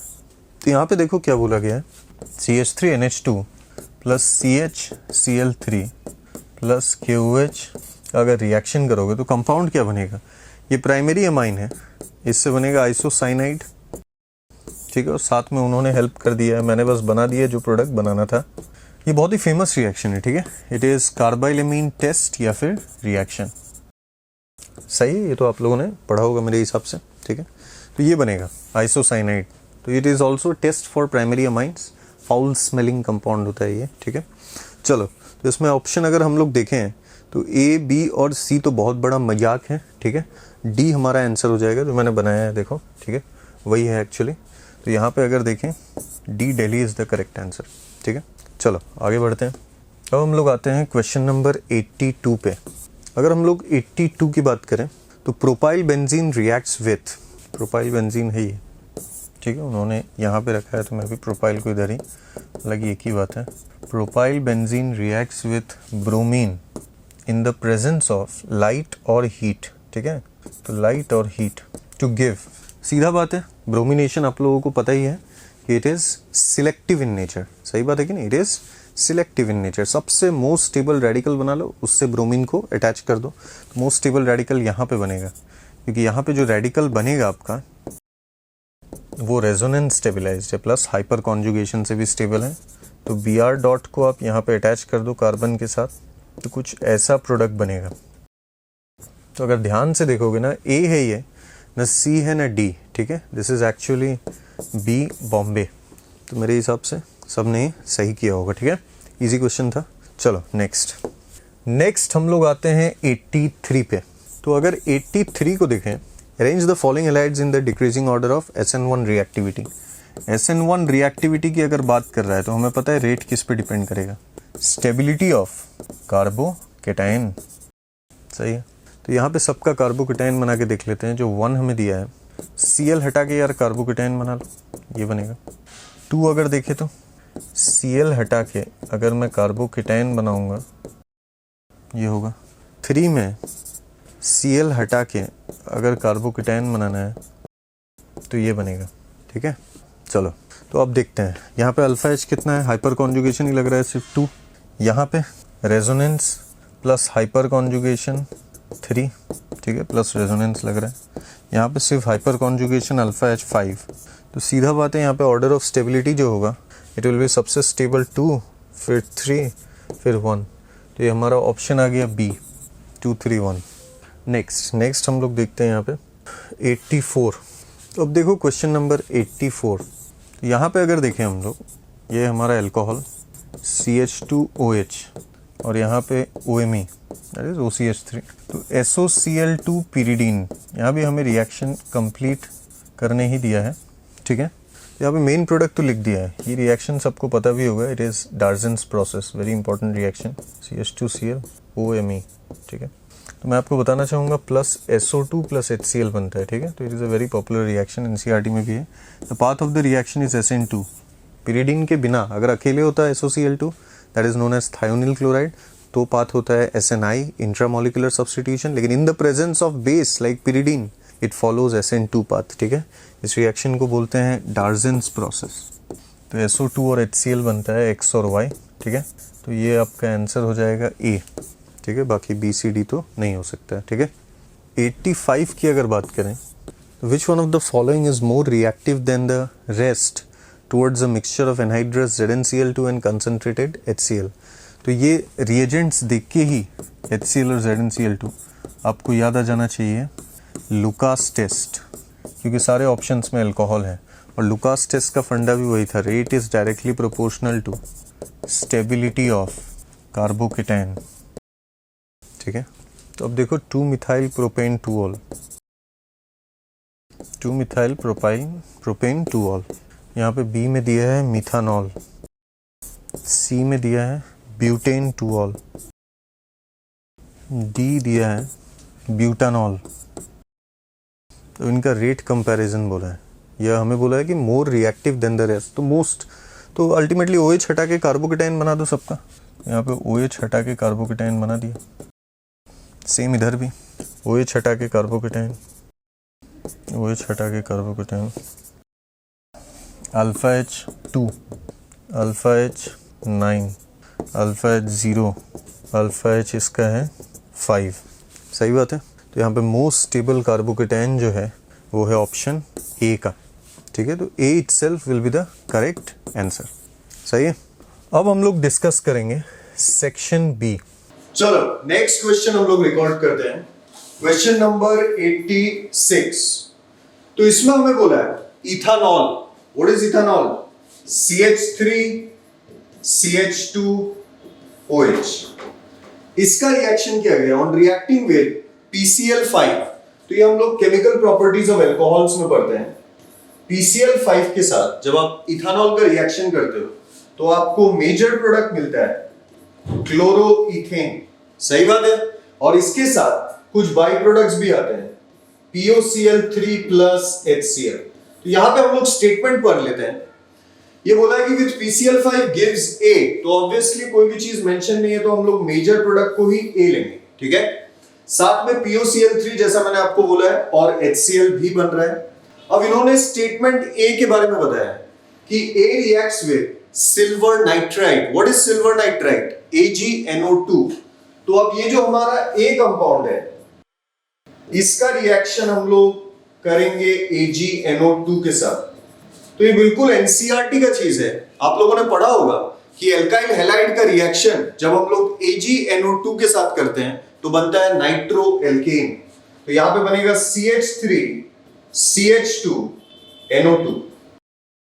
यहां पे देखिए टू फॉर्म B और ब्रैकेट में मेजर प्रोडक्ट भी है तो obviously this is the major product. और एक बाई प्रोडक्ट भी बन सकता है AgCl, वो जो कि और कुछ नहीं व्हाइट प्रेसिपिटेट होता है जिसको हम लोग जस्टिफाई भी करते हैं फजान सूल से, जो हम लोग केमिकल बॉन्डिंग में पढ़ते हैं, ठीक है। तो लेट्स फोकस ऑन B। हमें बोला है कि A और B क्या होगा, ठीक है। तो यहां पे अगर देखेंगे A हमारा आ गया क्लोरोइथेन, B आ गया नाइट्रोइथेन। तो एक बार हम लोग आंसर चेक कर लेते हैं। देखिए A ऑप्शन में हमारा A दिया है क्लोरोइथेन और B नाइट्रोइथेन, तो यही हमारा आंसर है, ठीक है। A is the correct answer. 87 में अगर हम लोग देखें एन ऑर्गेनिक कंपाउंड C3H6O, ये हमें बोला गया है does not give a precipitate with 2,4-DNP, ठीक है। तो ये 2,4-DNP के साथ नो PPT, नो रिएक्शन मतलब, and does not react with metallic sodium also. Metallic sodium के साथ भी नो रिएक्शन। तो मैं आपको बताता हूँ इससे हमें पता क्या चलता है, ठीक है। अगर 2,4-DNP के साथ रिएक्शन नहीं कर रहा है मतलब पक्का एल्डिहाइड या कीटोन नहीं है, ठीक है, ये हमें पता चलता है। नेक्स्ट, सोडियम के साथ रिएक्शन कर नहीं रहा है मतलब इससे हमें ये पता चलता है कि उसके पास एसिडिक H या एक्टिव H नहीं है, ठीक है। तो डायरेक्ट हमें ऑप्शन से इट कुड बी, मैं तुम्हें बताना चाहूँगा A तो एल्डिहाइड है तो ये तो 2,4-DNP के साथ रिएक्ट करेगा तो A नहीं हो सकता है, ठीक है। B भी नहीं हो सकता है क्योंकि OH है तो आपको पता है एसिडिक H हमारे पास है, ठीक है। तो एसिडिक H अगर है हमारे पास तो वो तो सोडियम के साथ रिएक्ट करेगा ही। C ऑप्शन भी नहीं हो सकता है, ठीक है। ऑप्शन एलिमिनेट करके कर देते हैं हम लोग क्योंकि कीटोन है ये, एसीटोन CH3COCH3। तो आपको पता है अगर कीटोन है तो वो 2,4-DNP के साथ रिएक्शन करेगा। D ही हमारा करेक्ट आंसर होगा। इसको आराम से हम लोग सॉल्व कर सकते थे। D इसलिए क्योंकि ना इसमें कोई कार्बोनिल ग्रुप है एल्डिहाइड या कीटोन, तो ये 2,4-DNP के साथ रिएक्शन वाला सीन तो आएगा ही नहीं, ठीक है, क्लियर है। ये रिएक्शन कर ही नहीं सकता 2,4-DNP के साथ जो हमें कंडीशन में बोला गया है क्योंकि इसके पास एल्डिहाइड या कीटोनिक ग्रुप नहीं है, प्लस इसके पास देखो कोई एसिडिक H भी नहीं है, ठीक है। तो एसिडिक H नहीं है तो ये सोडियम के साथ भी रिएक्शन नहीं करेगा। तो बिल्कुल सारे कंडीशंस फुलफिल हो रहे हैं डी के लिए। D is the correct answer 88 के साथ। तो अगर बात 88 की करें तो which compound does not give Cannizzaro's reaction, ठीक है। तो केनिज़ारोज रिएक्शन जो है ये बड़ा इंपॉर्टेंट रिएक्शन है, केनिज़ारो रिएक्शन। तो मैं आपको बताना चाहूँगा इसमें जो मेन कंडीशन होता है वो होता है नो अल्फा H, ठीक है। तो पैरानाइट्रो बेंजेल्डिहाइड, बी ऑप्शन है बेंजेल्डिहाइड, सी ऑप्शन है फॉर्मेल्डिहाइड, डी ऑप्शन है एसिटेल्डिहाइड। तो इसमें अगर देखोगे कौन केनिज़ारो नहीं दे रहा है, ठीक है।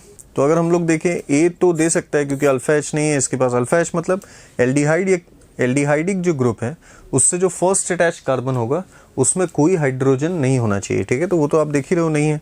यहाँ भी आप देख सकते हो no alpha H, no alpha H, ठीक है। सो इन ये सब में ये आपको पता है बेंजीन रिंग है तो ये ऑलरेडी इनमें हाइड्रोजन नहीं है, ठीक है। अगर रेजोनेटिंग स्ट्रक्चर बना दो तो आप और इजीली समझ पाओगे इसको। ये सीन है, ठीक है। तो आप देख ही रहे हो देयर इज नो हाइड्रोजन। सी में भी नहीं है, ठीक है। इससे जो फर्स्ट अटैच कार्बन वही नहीं है, अल्फा कार्बन ही नहीं है। लेकिन यहाँ पे देखो अल्फा कार्बन में हाइड्रोजन है तो यही हमारा आंसर होगा डी। ये एल्डोल लगा देगा एक्चुअली, ठीक है। चलो आगे बढ़ते हैं हम लोग 89 की बात करते हैं। तो 89 में हमें बोला है फाइनल प्रोडक्ट, ठीक है, in the following sequence of reaction. तो हमें दिया है ग्रिग्नार्ड CH3CH2MgBr, सही है। इसका रिएक्शन अगर हम लोग इपॉक्साइड के साथ करेंगे तो ये मैंने इसी डिस्कशन में पहले ही आपको बोला है न्यूक्लियोफाइल साइक्लिक ईथर, ठीक है, क्लियर है।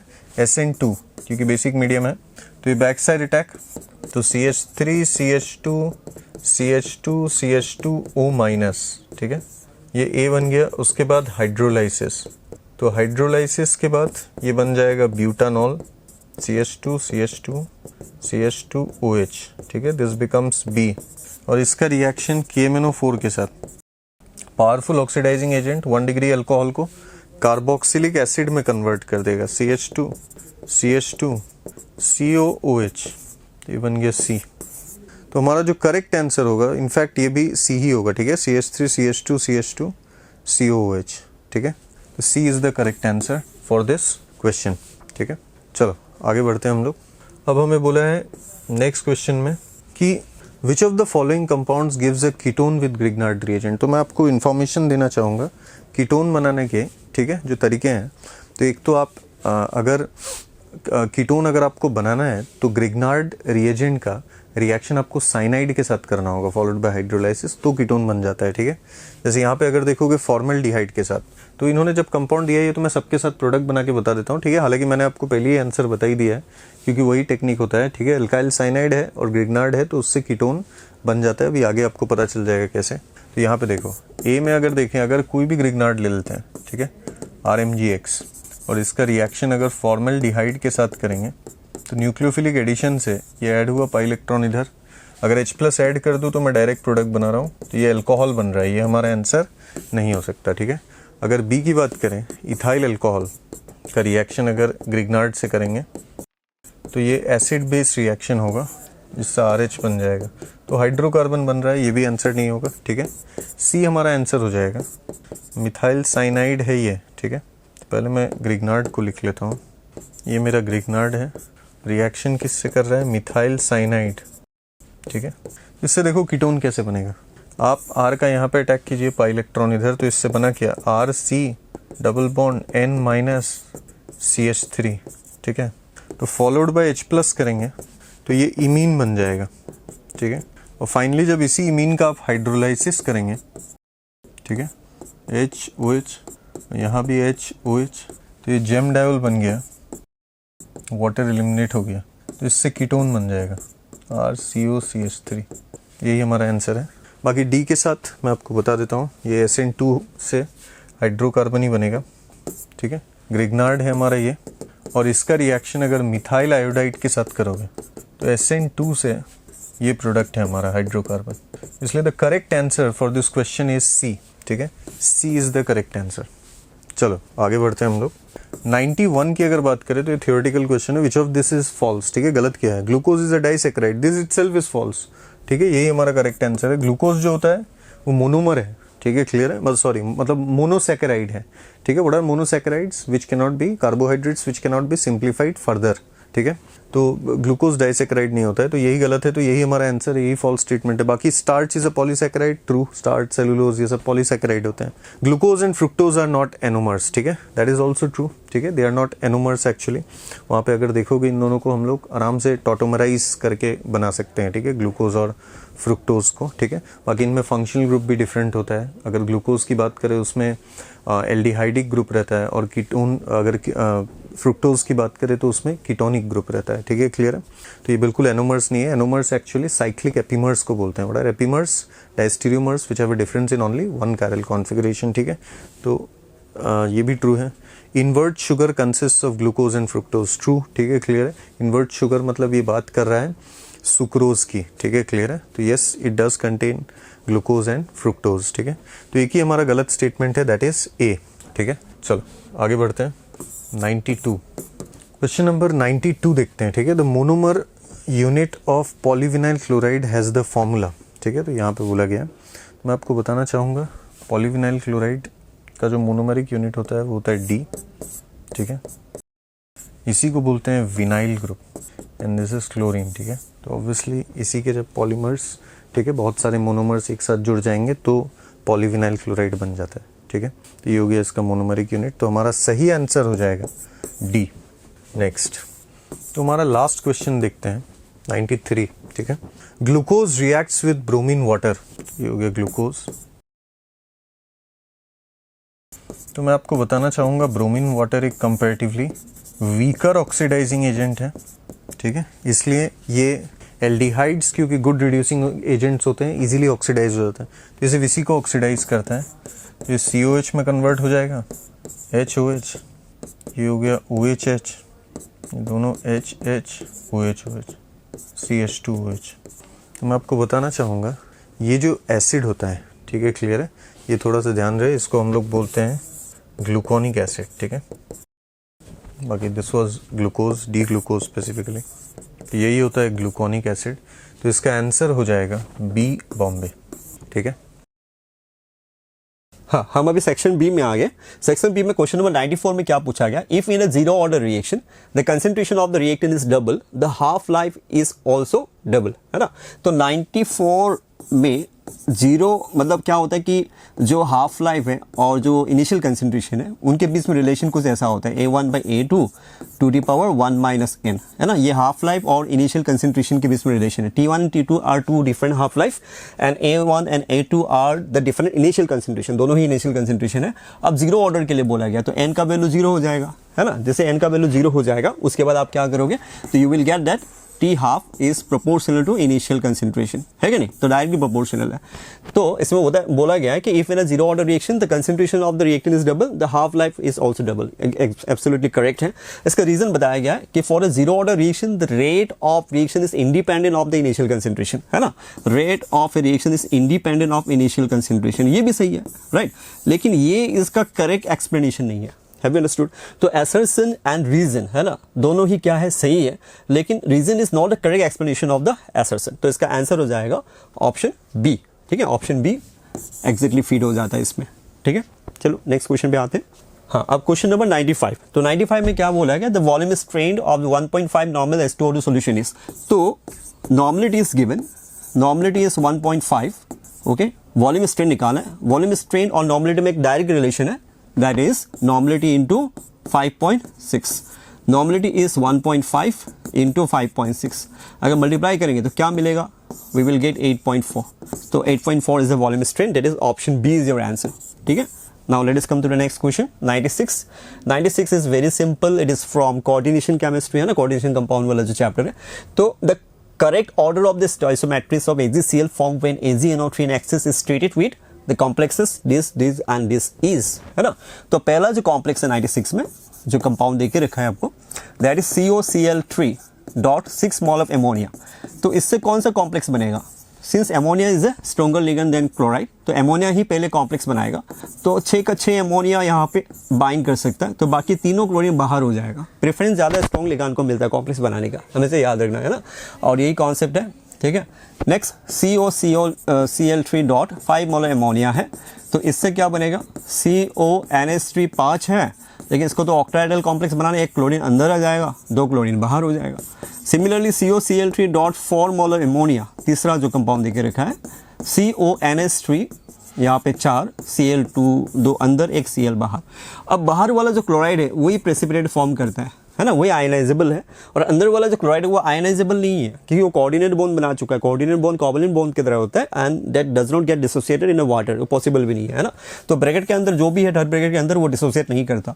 तो ये कितना AgCl देगा, ये देगा 3 AgCl। अगर हम AgNO3 के साथ रिएक्शन कराते हैं, AgNO3 एक्सेस में हमारे पास कोई प्रॉब्लम नहीं है, ये 2 AgCl देगा, राइट, और ये एक ही AgCl देगा, तो तुम्हारा आंसर बन जाता है 3:2:1, that is option 3:2:1, option B. Option B is your answer for 96. Okay. Now let us come to the next question. 96 के बाद 97 में which of the following hydrates is electron deficient? Electron deficient मतलब जिसमें octet complete नहीं है, उसको electron deficient molecule कहा जाता है, हाइड्रेट कहा जाता है, ठीक है। ये आपका हाइड्रोजन इस कंपाउंड चैप्टर से है। तो यहाँ पे BeS2 जो है, ठीक है, यहाँ पे बेरिलियम 2 बॉन्ड बना रहा है 2 हाइड्रोजन के साथ, है ना, तो 4 इलेक्ट्रॉन ही है बाहर में, है ना, तो इसका ऑक्टेट कंप्लीट नहीं हुआ, ठीक है। उसके वजह से इसको हम लोग क्या बोलेंगे, इलेक्ट्रॉन डेफिशिएंट हाइड्राइड्स, ओके। तो 97 के लिए आंसर हो जाएगा ऑप्शन सी। बाकी सब में देखिए, है ना, कंप्लीट है।